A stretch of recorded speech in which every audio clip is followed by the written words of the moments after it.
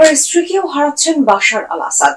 মস্কোর জীবন নিয়ে অসন্তুষ্টি প্রকাশ করে সিরিয়ার ক্ষমতাচ্যুত প্রেসিডেন্ট বাশার আল আসাদের বিরুদ্ধে বিবাহ বিচ্ছেদের আবেদন করেছেন তার স্ত্রী আসমা আল আসাদ। লন্ডনে চলে যেতে চান বলেও জানিয়েছেন তিনি। প্রতিবেদনে বলা হয়েছে, আসমা সম্প্রতি রাশিয়ার আদালতে আবেদন করেছেন এবং মস্কো ছাড়ার জন্য বিশেষ অনুমতি চেয়েছেন। তার আবেদন বর্তমানে রাশিয়ার কর্তৃপক্ষ মূল্যায়ন করছে বলে জানা গেছে। ব্রিটিশ সংবাদ মাধ্যম বিবিসি জানিয়েছে, 1975 সালে লন্ডনে সিরীয় বাবা মায়ের ঘরে জন্মগ্রহণ করেন আসমা। সেখানেই তার বেড়ে ওঠা।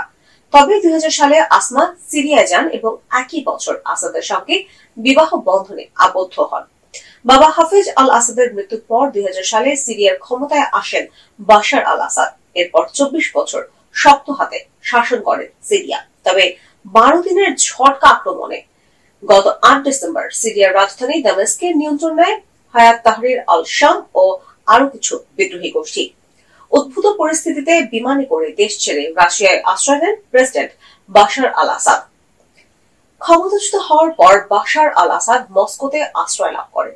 সেখানে বসবাস করলেও তার উপর বেশ কিছু বিধিনিষেধ জারি করা হয়। তাকে মস্কো ত্যাগ করার অনুমতি দেওয়া হয়নি বা রাজনৈতিক কোনো তৎপরতা চালানোর অনুমোদন দেওয়া হয়নি। রুশ কর্তৃপক্ষ তার সম্পদ ও অর্থ জব্দ করেছে।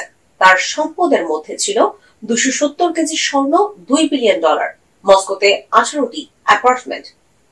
বাশার আল আসাদের ভাই মাহের আল আসাদকে রাশিয়ায় আশ্রয় দেওয়া হয়নি। তার অনুরোধ এখনো বিবেচনাধীন রয়েছে বলে সৌদি ও তুর্কি মিডিয়া জানিয়েছে। মাহের ও তার পরিবার রাশিয়ায় গৃহবন্দী রয়েছেন। পতনের পর সিরিয়া থেকে বাশার আল আসাদের রাশিয়ায় চলে যাওয়াটা ছিল অপরিকল্পিত। গত 16 ডিসেম্বর সিরিয়ার প্রেসিডেন্সি টেলিগ্রাম অ্যাকাউন্টে পোস্ট করা এক বিবৃতিতে এমন দাবি করা হয়। বিবৃতিতে বলা হয়, বাশার আল আসাদ সিরিয়া ছেড়ে যেতে চাননি। টেলিগ্রামে সিরিয়ান প্রেসিডেন্সি অ্যাকাউন্ট থেকে বিবৃতিতে দাবি করা হয়, সিরিয়া থেকে আমার প্রস্থানের পরিকল্পনাও ছিল না বা এটি যুদ্ধের শেষ ঘন্টায় ঘটেনি যেমনটি কেউ কেউ দাবি করেছেন। তার বিপরীতে 8 ডিসেম্বর ভোর পর্যন্ত আমি দামেস্কে ছিলাম এবং আমার দায়িত্ব পালন করেছি, জানিয়েছেন আসাদ। বিবৃতিতে আরো দাবি করা হয়, 8 ডিসেম্বর সকালে আসাদ সিরিয়ার হামিমিমে রাশিয়ার বিমান ঘাঁটিতে চলে যান এবং ঘাঁটি আক্রমণের মুখে পড়লে রাশিয়া তাকে সরে যেতে বলে। বিবৃতিতে বলা হয়, ঘাঁটি ছেড়ে যাওয়ার কোনো কার্যকর উপায় না থাকায় মস্কো অনুরোধ করেছিল যে ঘাঁটির কমান্ড 8 ডিসেম্বর সন্ধ্যায় আসাদকে রাশিয়ায় অবিলম্বে সরিয়ে নেওয়ার ব্যবস্থা করবে। এটি দামেস্কের পতনের একদিন পর ঘটেছিল। বিবৃতিতে আসাদ আরো দাবি করেন, দামেস্কের নিয়ন্ত্রণ বিদ্রোহীদের হাতে চলে যাওয়ার সময় আমি পদত্যাগ বা আশ্রয় যাওয়ার কথা বিবেচনা করিনি।